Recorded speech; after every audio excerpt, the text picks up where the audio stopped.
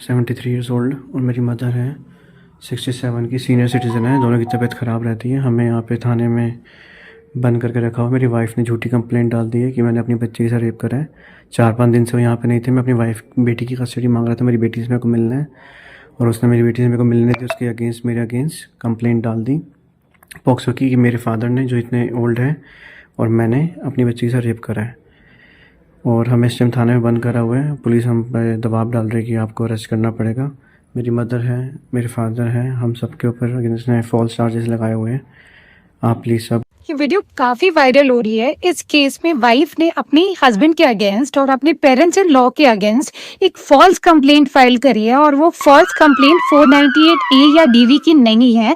वो false complaint rape की है अंडर पॉक्सो एक्ट, जिसमें वाइफ ने कहा है कि ग्रैंडफादर ने और फादर ने अपनी ही बेटी का रेप किया है। और ऐसा इसलिए किया बिकॉज वाइफ अपनी डॉटर को लेके हस्बैंड के घर से चली गई थी और हस्बैंड वाइफ को रिक्वेस्ट कर रहा था कि मुझे मेरी डॉटर की कस्टडी दे दो या कम से कम मुझे मेरी डॉटर से मिलने दो।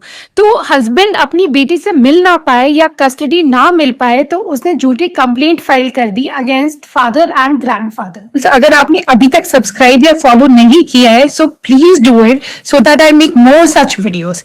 अब इस केस में हस्बैंड और उसके एजेड पेरेंट्स को पुलिस ने पुलिस स्टेशन पे लॉक कर दिया है और उनको काफ़ी परेशान कर रहे हैं, काफ़ी हैरेस कर रहे हैं और प्रेशराइज कर रहे हैं, डरा रहे हैं कि हम तुम सबको अरेस्ट कर लेंगे। अब इस केस में पुलिस ने लीगल प्रोसीजर फॉलो नहीं किया है बिकॉज पुलिस की ड्यूटी बनती है कि वो पहले इनिशियल इन्वेस्टिगेशन करे, मेडिकल एग्जामिनेशन करवाए, डॉटर का एविडेंसेस कलेक्ट करे और फिर अगर लगता है कि प्राइमा फेसी कोई केस मेड आउट है तब जाके कोई एक्शन ले और तब जाके कोई एफआईआर रजिस्टर करे। सेकंड, एज पर लॉ आप विमेन को आफ्टर सनसेट और बिफोर सनराइज पुलिस स्टेशन नहीं बुला सकते, बट इस केस में हस्बैंड की एजेड मदर को पुलिस स्टेशन बुलाया गया।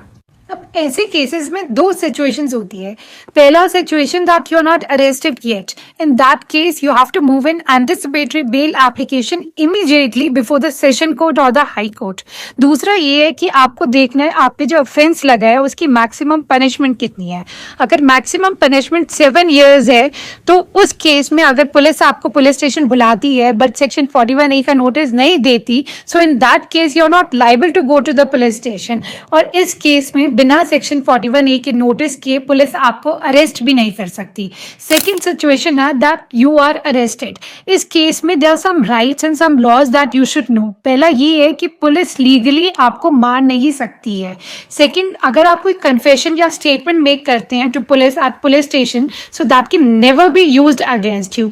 तीसरा ये है in bailable offence police has to release you on bail immediately. तो अगर आपने अभी तक सब्सक्राइब या फॉलो नहीं किया है so please do it so that I make more such videos.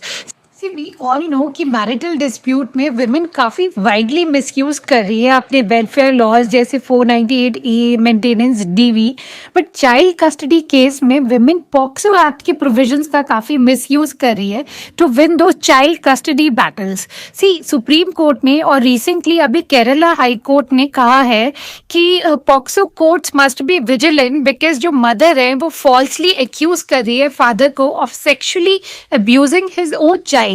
This is a very powerful and very strong judgment in favor of all fathers. So if you need it, please comment judgment and I'll definitely provide.